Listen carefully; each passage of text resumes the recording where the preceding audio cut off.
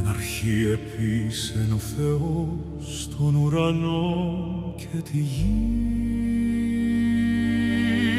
Η γη ήταν άμορφη και ερημός μια σκοτεινή άβυσσος, και το πνεύμα του Θεού έπνε πάνω στα νερά.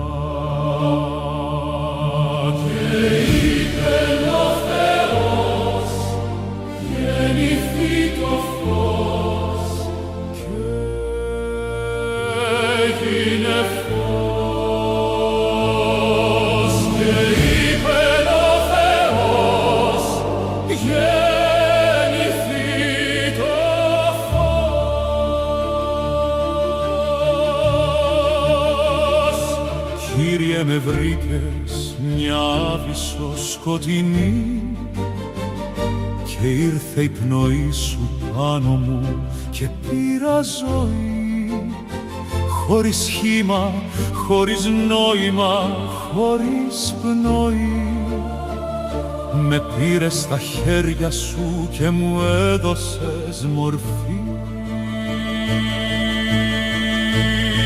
Και τότε και είπεν ο Θεός, γεννηθεί το φως, και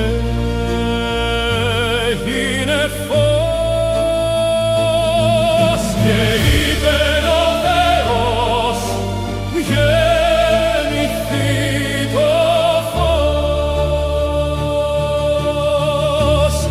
Αλληλούια,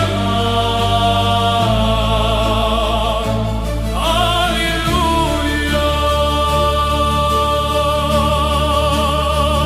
Είδα την καρδιά μου τη γεμάτη αγκάθια, ξερή, άγονη, νεκρή, και τότε φώναξα, ποιος θα μου δώσει ζωή.